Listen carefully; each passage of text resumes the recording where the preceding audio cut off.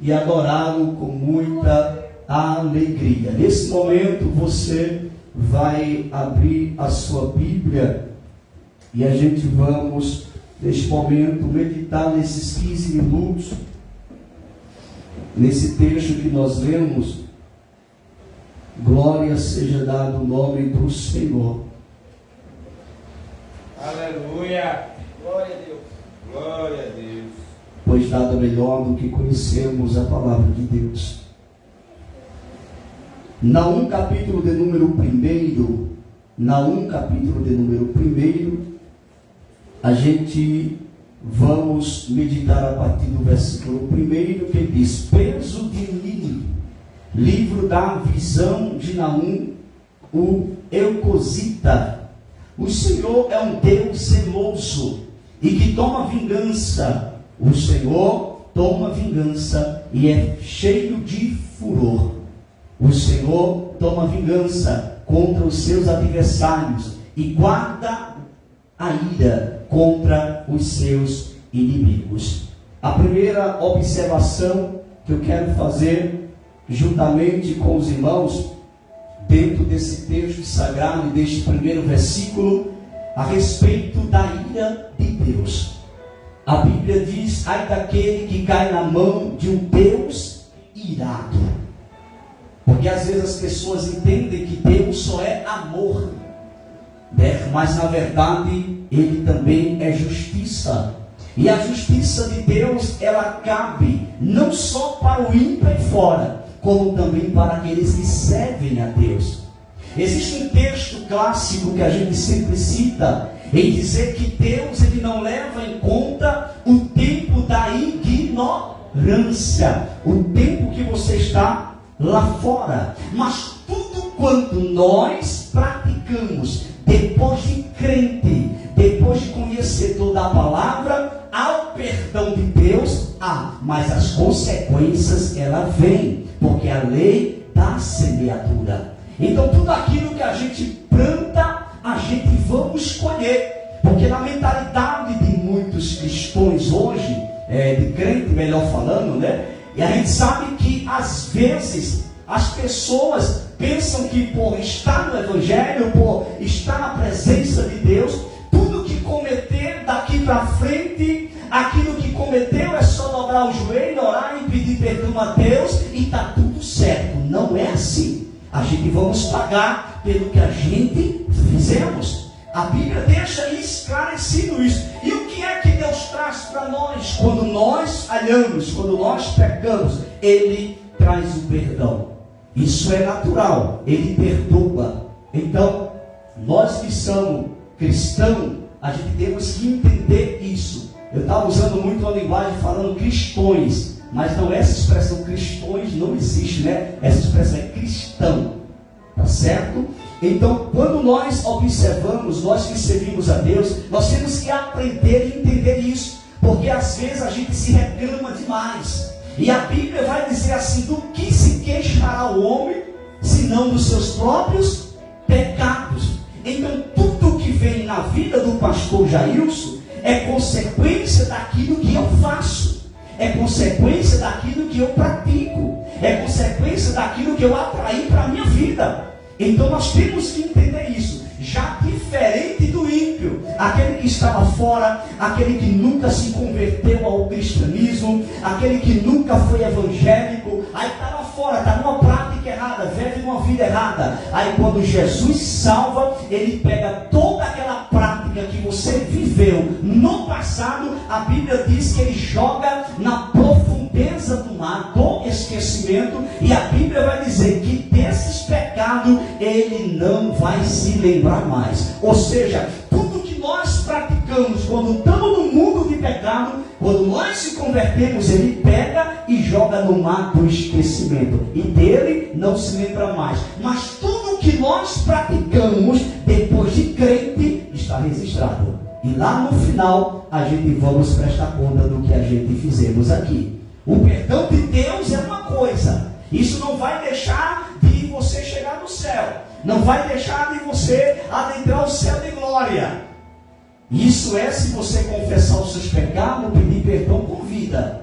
Mas se ficar com pecado você e Jesus voltar, tu fica, ou tu morrer, tu não chega lá.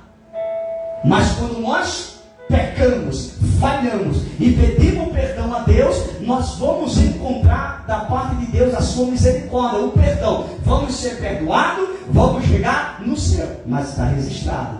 E a gente vai prestar conta de tudo que a gente realizar e fizer depois de crente, meu irmão. Aprenda isso e coloque na sua mente, porque às vezes a gente praticando algo hoje, aí dobra o joelho e pensa que acabou aquilo ali. O perdão você adquiriu da parte de Deus, mas está registrado o que você fez, e você vai prestar conta diante de Deus de tudo que você fez depois de crente. Não tem como fugir dessa realidade. Por isso que a Bíblia diz que lá vai se abrir os livros, está no plural. Não vai ser somente o livro da vida que vai ser aberto para identificar você que se entregou sua vida a Cristo, se teu nome está lá escrito. Não é só um único livro que vai abrir. Quando a Bíblia fala os livros, está no plural, tem muitos livros. Então tudo que você está cometendo e fazendo que não agrada a Deus, está tudo sendo registrado. Tudo que o pastor Lenilson está fazendo que não agrada a Deus, tudo que eu fizer que não agrada a Deus, mesmo eu sendo pastor de igreja, adquirindo da parte de Deus o perdão e a sua misericórdia, quando eu chegar lá, eu vou prestar conta de tudo que eu fiz com conhecimento. Porque a Bíblia diz assim, ó: por se multiplicar a iniquidade e o amor de muitos. O que é iniquidade, irmão? Pecado. Mas só que esse texto de iniquidade, por se multiplicar a iniquidade e o amor de muitos serão, cabe para dois povos. Primeiro, para o ímpio e para o cristão. O ímpio já vai fora, já não tem amor mesmo. Você vê os acontecimentos, pessoas tirando vida um do outro, destruindo famílias, destruindo as pessoas, levando a pessoa para o tráfico, levando as pessoas para se prostituir. Ou seja, já vive aí em uma vida de pecaminosidade, de pecado, de iniquidade. Mas esse texto também traz para a igreja, porque esse texto vai dizer assim, ó: iniquidade, isso aqui está falando de pecado consciente. Por se multiplicar a iniquidade, o amor de muitos esfriarão. Vou repetir: por se multiplicar a iniquidade, o amor de muitos esfriarão. Então esse texto ele está mais para a igreja do que para o mundo, porque o mundo já vive no desamor. Tem muitas pessoas que praticam as coisas aí fora e pensam que é normal o que estão praticando, pensam que é comum o que estão praticando e que está tudo certo.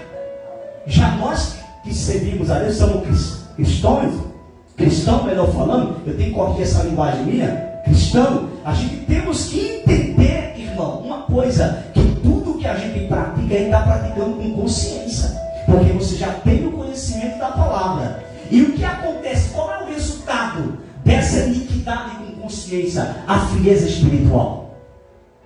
Você fica frio espiritual, você não tem prazer de adorar a Deus, você não tem prazer de glorificar a Deus, você não tem prazer de fazer a obra de Deus, você não tem prazer de orar, você não tem prazer de buscar a Deus. Por quê? Porque a iniquidade consciente, os pecados conscientes que a gente cometemos, enfria a gente na presença de Deus.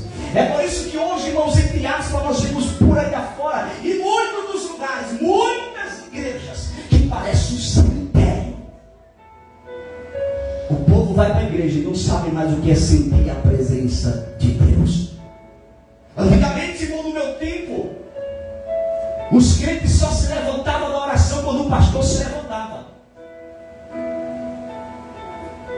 Podia dar o horário, mas se o pastor está de joelho, o povo não se levantava. Eu mesmo nunca me levantei antes do meu pastor se levantar da oração, porque é ele que vai dar início. Se ele está de joelho na guerra espiritual, a igreja tem que entrar nessa guerra. Os obreiros têm que entrar nessa mesma guerra, irmão, porque orar é guerra, é batalha, e aí temos que aprender isso. Então quando a gente perde aquele prazer, o que eu vejo hoje, não são muitos crentes desviados dentro da igreja. Estão desviados dentro da igreja e não sabem, sem graça, sem ânimo. Isso é coisa séria, irmão. Entendeu, meus irmãos? Desviados dentro da igreja. Quer identificar um crente desviado dentro da igreja? Diga: quero.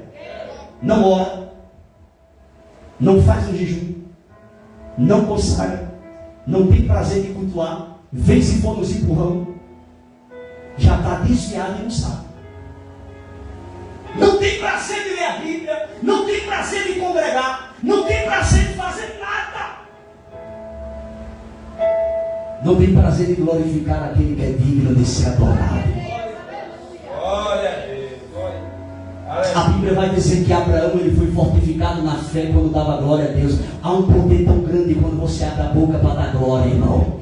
Você não tem noção do que você atrai para a sua vida. A Bíblia diz que Abraão dava glórias a Deus, que a sua fé foi fortificada. Eu não vejo outra coisa que fortifica a fé senão dar glórias a Deus. Quando você dá glória a Deus, você fica forte na fé. A tua fé é fortificada dentro da presença de Deus. Glória. Aleluia. Glória a Deus. Fazer a obra é sacrifício, irmão. Fazer a obra é coisa séria. Eu prego a semana quase toda. Estou aqui com a garganta inflamada. Mas estava aqui de joelho 1 hora orando. E não era dormindo não, eu era orando, falando com Deus, abrindo a boca. Mesmo com a minha garganta inflamada como eu estou. Porque, irmão, porque eu sei que servir a Deus é renúncia. Servir a Deus é guerra. É você matar o eu mesmo. É você sair do seu eu e entregar totalmente a tua alma, o teu espírito, o teu corpo diante da presença de Deus. É você morrer para você mesmo e fazer como o apóstolo Paulo disse: não vivo mais eu, mas Cristo vive em mim. Você não pode como cristão. Você não pode se acostumar com a vida fria. Você não pode se acostumar com a vida sem graça, com a vida sem a presença de Deus, com aquela coisa aguada, parece aqueles café amargo. Não, irmão. Você tem que ter uma vida de intimidade com Deus. Se você perdeu isso, busque. Se você nunca mais sabe o que é sentir a presença de Deus de verdade, tem algo errado na sua vida e você precisa consertar. Aleluia! Porque um crente, irmão, de verdade, um crente que está na sua vida certinha diante da presença de Deus, esse crente não pode ficar sem sentir a presença de Deus. Aleluia! Glória! Quando você vê um crente dizendo, eu fui para a igreja, mas não senti nada. É do jeito. Tem alguma coisa errada com você. E você precisa pedir a Deus o discernimento para saber o que está errado. Porque, irmão, quem habita em nós é o Espírito Santo de Deus. Ele habita em nós. Então, se você não está sentindo Ele na tua vida, é porque Ele não está aí. Glória! Aleluia! E nós temos que ter cuidado, irmãos. Eu estou encerrando agora. Veja que eu não entrei nem no texto. Mas o Espírito de Deus está me orientando a falar isso neste culto de oração. Porque Deus quer se revelar para você. Aleluia! Deus quer te usar. Glória! Deus quer mostrar para muitas pessoas que nunca te viram ser usada na mão do Senhor. Ele quer te usar. Ele quer que muitas pessoas olhem para ti, que muitos pensavam que você ia morrer, ia viver uma vida destruída, uma vida desgraçada nesse mundo, mas Deus quer que eles vejam você sendo usado e usada por Ele. Mas para isso, irmão, é necessário a gente despertarmos. Glória! Aleluia! Outro ponto de uma pessoa que está desviada dentro da igreja: troca as coisas de Deus por coisas dessa terra. Aleluia! Nada é mais valoroso para mim do que a presença de Deus. Glória a Deus! Eu amo a minha mãe, mas nada é mais valoroso do que a presença de Deus na minha vida. Glória! Eu amo meu pai, mas nada é mais valoroso para mim do que a presença de Deus na minha vida. Glória! Eu amo a minha esposa, mas ela não é mais importante do que a presença de Deus na minha vida. Porque a presença de Deus, irmão, na nossa vida, ela está conosco 24 horas por dia. O nosso pai e a nossa mãe não estão 24 horas conosco, irmão. A nossa esposa, o nosso esposo, filho, seja o que for, não está conosco 24 horas por dia. Existem situações na nossa vida que é você e Deus e mais ninguém. E Ele é o único que não te deixa só. Eu fico imaginando comigo, irmão. Vou encerrar 9 horas. Não vou nem entrar no texto aqui. Domingo eu pego esse texto aqui. Mas eu fico imaginando comigo como é que uma pessoa tem condições de trocar as coisas de Deus por uma coisa passageira dessa terra. Aleluia. Eu não consigo, meu Deus, entender como é que eu prefiro as coisas dessa terra do que as coisas de Deus. A Bíblia diz: não juntei tesouro na terra, onde a traça, ferrugem consome, mais tesouro no céu. Quando eu subir daqui, o arrebatamento da igreja fosse hoje, a minha esposa só vai se ela estiver pronta, porque eu não tenho como aprontar ela. Meu pai, minha mãe, minha família só vai se ele tiver, porque a salvação é individual. Aleluia. E quando a gente coloca as coisas dessa terra em prioridade do que as coisas de Deus, irmão, a gente se torna um crente desviado dentro da igreja. E a Bíblia quem diz, não sou eu que estou falando, o que é que a Bíblia diz? Buscar em primeiro o reino de Deus e a sua justiça. As demais coisas vos serão acrescentadas. Quando você coloca as coisas dessa terra em prioridade na sua vida, você nunca vai viver o que Deus tem com você. Oh, aleluia. A Bíblia diz: aonde está o teu coração, está o teu tesouro. Se o teu coração está no casamento, teu tesouro está lá. Se o teu coração está no relacionamento, teu tesouro está lá. Se o teu coração está na finança, teu tesouro está lá. Se o teu coração está no teu carro, na tua moto, na tua fazenda, na tua conta bancária, teu coração está lá. Mas se o teu coração está lá, não vai faltar nada para você. Porque Ele é suficiente para você. Pode faltar o que for nessa terra aqui, que isso é banal, irmão, é natural. Mas se tem Ele na sua vida, nada vai faltar. Número 23. Diga comigo, errado. Porque isso é errado. Pastor, agora pegou. Porque não é assim que está escrito. É assim que João Ferreira de Almeida traduziu para aqui. Mas sabe como é que está escrito?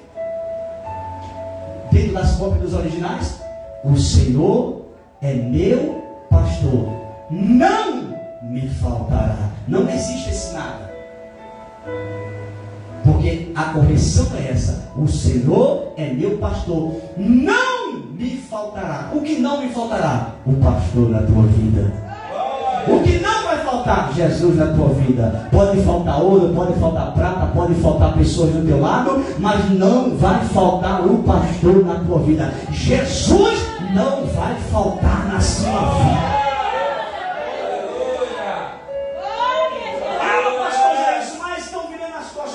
Mas se ele não virar, está tudo certo. Olha, pastor Jairson, tem alguém no meu ouvido falando: por que tu vai para a igreja? Por que tu agora quer ser crente? Por que tu não sei o que? E não sei o que? Você tem que olhar para você. E você tem que saber que você precisa dele na sua vida.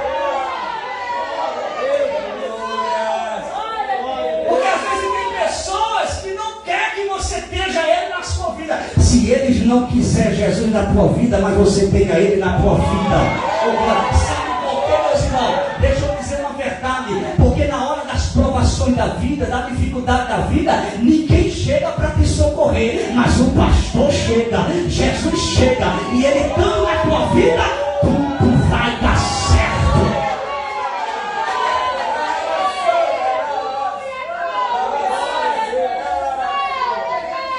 Não tem coisa melhor do que ter um pastor na nossa vida. Porque, irmão, olha para cá, você sabia que tem pessoas que muitas das vezes são usadas pelo diabo que às vezes vê você vindo para a presença de Deus, aí vai chegar em você e vai querer botar um monte de coisa na sua cabeça, vai querer te desmotivar, porque não sabe a sua história, não sabe o que você tem passado, não sabe o que você tem enfrentado, não chegou para te socorrer, mas Jesus chegou. Aí eles querem tentar te arrancar, te afastar da presença de Deus, porque eles sabem que se Jesus está na tua vida, tudo vai ser resolvido.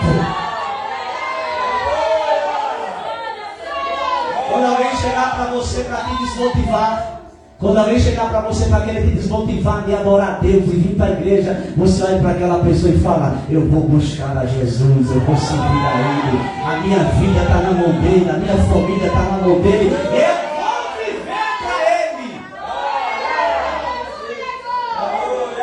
Eu encerro agora.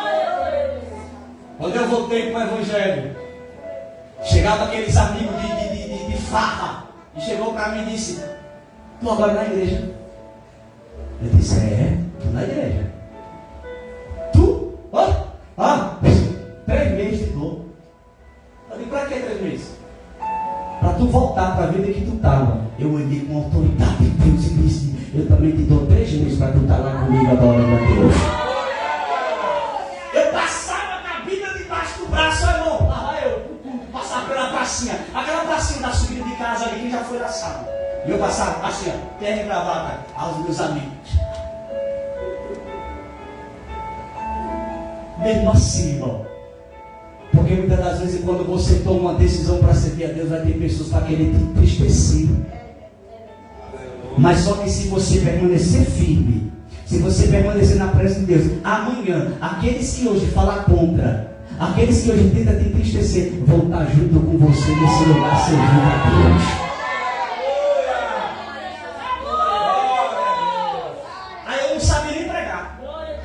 Saber lhe pregar. A minha primeira pregação, Salmo de número 37. 5. Entrega o teu caminho ao Senhor, confia nele e tudo fará. No domingo, o dirigente do culto disse: você vai pregar? Eu falei: não sei pregar não. Ele disse: mas você vai pregar? Eu disse: não sei pregar. Ele disse: mas vai pregar. Então, se você está falando para não pregar, eu vou pregar. As pernas assim. E eu abri o Salmo de número 37 e disse assim: entrega teu caminho ao Senhor. No culto de domingo, entrega o teu caminho ao Senhor, confia nele e ele tudo fará. E eu comecei a falar: Jesus mudou minha vida, pode mudar a sua vida. Jesus libertou minha vida, pode libertar a sua vida. E de repente eu olhei assim para o dirigente, veio, irmão, já querendo ser pregador. E eu nem pregava ainda. Eu olhei para o dirigente e falei: eu posso fazer um convite? Ele disse: mas não tem ninguém na igreja não crente não. Eu falei: mas deixa eu fazer. Ele disse: faça. Aí eu falei: se tiver alguém que quer entregar a sua vida para Jesus hoje, Jesus está te convidando. E eu vi um irmão lá embaixo, eu estou olhando para o outro, não tem ninguém não crente aqui. De repente quem vem? Os 3, lá de fora. Entra pelas portas, os 3. Chega lá na frente, lá, o dirigente não entendeu nada. Aí eu falei: vocês querem entregar a vida de vocês para Jesus? Eles querem. Porque se Jesus mudou a tua vida, vai mudar a minha também. Deixa eu te dizer uma coisa, irmão: a tua vida tem que ser um testemunho para quem está lá fora. Todo mundo tem que ver em você o brilho de Deus. Porque quando o povo vê o brilho de Deus na tua vida, vai querer esse brilho também na vida deles. Crente, irmão, é diferente. O crente tem que ter um bom testemunho em todos os lugares. É no seu caráter. É postura onde está. Se abrir a boca é só para falar de Jesus, irmão. E nada mais. E assim o nome do Senhor vai ser glorificado. E muitas pessoas virão para a presença de Deus através da sua vida. Fique de pé, irmão. Passei esses minutos, mas eu precisava falar isso para os irmãos. Glória a Deus por isso. Me deu vontade de pregar agora, meu irmão. Que pena que o horário foi embora. Mas me veio tanta mensagem aqui agora de Deus, irmão. Glória a Deus por isso. Mas domingo eu vou estar aqui com os irmãos para a glória de Deus. Que Deus abençoe nossa tia, né? Vamos continuar orando por ela, para Jesus continuar abençoando e fazer a obra completa em sua vida. Meus irmãos, continue orando por nós, continue orando pela obra. ore também pela minha saúde, irmão, que a gente às vezes corre tanto e acaba às vezes de se cuidar um pouco, né? Eu preciso até me cuidar um pouco também.